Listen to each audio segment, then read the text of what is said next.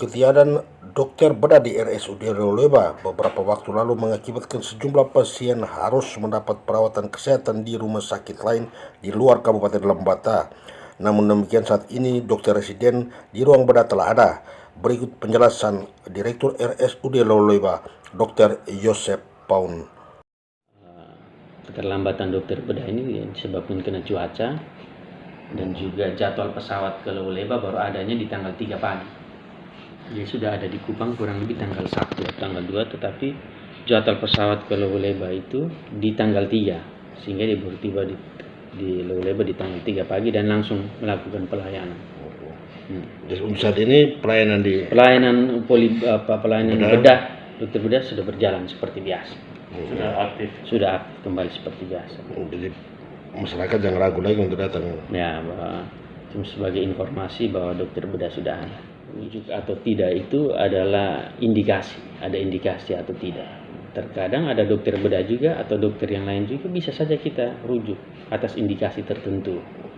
Nah, biasa proses merujuk itu kita tidak membiarkan pasien jalan sendiri, tetapi didampingi oleh perawat. Ya, disamping oleh petugas baik bidan atau perawat dengan peralatan lengkap disertai oksigen dan infus. Memang sempat kosong 1 minggu karena dokternya itu pulang kena alasan mangsa. Itu alasan kemanusiaan. Kita ini kerja memanusiakan pasien, tetapi yang memanusiakan pasien itu juga manusia. Dia juga punya keluarga. Dia dalam posisi tertekan, sudah berusaha bertahan, tetapi dia juga stres. Kalau kita menahan orang dalam keadaan stres, karena pikirannya sudah di sana, ke orang tuanya, ya pasti pelayanannya juga akan terganggu. Jadi dari segi hak asasi manusia kita melanggar hak orang. Karena itu atas pertimbangan kemanusiaan dia harus pergi lebih dulu untuk menemani mamanya karena sakitnya cukup parah, cukup serius dan semakin drop. Sehingga sebagai manusia tidak mungkin saya membiarkan itu. Setidaknya di saat-saat terakhir ibunya bisa ada. Karena bapaknya juga baru meninggal belum 1 tahun. Dokter itu cukup berprestasi. Dokter yang kemarin itu, dia operasi itu 1 hari bisa sampai 8 pasien, bahkan hari Minggu juga bisa sampai 5 pasien. Dia pecahkan rekor operasi itu sampai 66 kasus 1-2 bulan selama dia ada di Lembata. Itu pecah rekor. Ya. Dokter nama siapa itu? Dokter Angga. Angga ya? Itu Residen. Dia pulang jadi setelah 2 bulan ganti. Jadi dokter yang ini dia bertugas selama kurang lebih 2 bulan dari tanggal surat. Dari rumah sakit mana? Mereka dari Udayana, Bali. Nah, sehingga Udayana itu dia kerja sama residen ini bukan dengan ini rumah sakit Loleba saja. Hampir semua rumah sakit ke arah timur ini dia kerja sama sampai Papua, sampai Kepulauan Aru. Nah, mereka ini kan rotasi berputar semua rumah sakit. Nah, kalau dia dapat di Kepulauan Aru terus dari Kepulauan Aru berikutnya ke rumah sakit Loleba atau dari rumah sakit Loleba berikutnya ke Papua, itu butuh waktu. Nah, sehingga dia harus lebih awal pulang atau yang datang itu pasti agak terlambat sedikit. Dan itu terjadi bukan baru sekarang, tapi setiap bulan itu begitu, setiap 2 bulan itu begitu.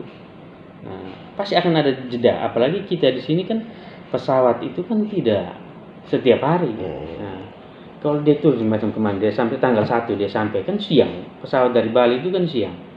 Jam 2 kalau tidak 12 kalau tidak salah. Nah, pesawat ke Loleba kan sudah tidak ada. Pesawat ke Loleba adanya di tanggal 3 pagi. Nah, begitu. Sekarang untuk sekarang pelayanan dokter bedah sudah bisa dilayani dengan baik. Mungkin ada harapan untuk masyarakat. Ya. Penyampaian apalah untuk masyarakat. Ya, kalau selama beberapa hari yang lalu kalau banyak pasien yang rujuk ya dari pihak manajemen menyampaikan permohonan maaf, tapi itu sifatnya sangat teknis, kita tidak bisa menghindari hal itu. Tapi untuk sekarang sudah bisa masyarakat memeriksakan kesehatan terutama tentang dokter bedah yang beberapa hari menjadi keluhan. Seperti apa? Pasien hari ini juga hampir mau 100-an pasien untuk rawat jalan saja. Nah, untuk bulan Januari, Februari itu peningkatan pasien lumayan banyak. Januari itu di ruang rawat inap interna itu dia pecah rekor sampai 1 bulan itu pasien rawat inap 100-an lebih pasien. Nah, rawat jalan itu 1000 lebih pasien. Bedah itu operasi sampai rawat inap itu 66 kasus operasi. Jadi kalau satu pasien itu dia dirawat dulu sebelum dan operasi dan setelah operasi 3 hari, berarti 6 hari. Jadi dampak itu akan berbanding lurus dengan antrian pasien, antri pelayanan, antri di obat, antri di ruang rawat inap. Pasti semuanya semakin banyak dan semakin pasien semakin menumpuk. Dengan banyaknya pasien, apa kendala yang dihadapi rumah sakit sendiri seperti apa? Rumah sakit juga semakin keteteran karena petugasnya juga terbatas karena peningkatan pasien. Nah, dengan begitu banyak administrasi yang harus diselesaikan, dokter harus catat dia punya status yang begitu banyak, perawat, farmasi, dengan semua tuntutan-tuntutan administrasi yang begitu banyak dan harus menjaga supaya kualitas pelayanan baik, itu memang tidak gampang, sangat banyak. Buktinya itu adalah ketika kita klaim BPJS bulan Januari saja itu 1 miliar 40 juta. Itu terbanyak selama rentan waktu saya dari setelah Covid. Setelah Covid sampai dengan hari ini itu pecah rekor klaim dalam satu kali klaim BPJS itu 1 miliar lebih. Ya. Biasanya ada yang 1 miliar lebih tetapi ada beberapa yang dipending itu jadi kita usulnya hanya 900 juta. Nah, itu ada. Tetapi ini itu pecah rekor, begitu usul langsung 1 miliar. 1 miliar itu di bulan Januari. Di Desember itu 700-an juta klaim, tetapi tambah dan beberapa susulan beberapa bulan punya, itu juga hitung itu kotor itu bisa 1 miliar lebih. Ya. 1 miliar 40 juta.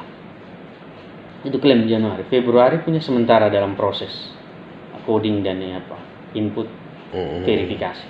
Nah, jadi itu kita tidak hanya membicarakan profit, tetapi itu menjadi bukti bahwa tahun lalu saja di bulan yang sama itu 400 juta klaimnya, tetapi di bulan yang sama di tahun ini itu 1 miliar 40 juta.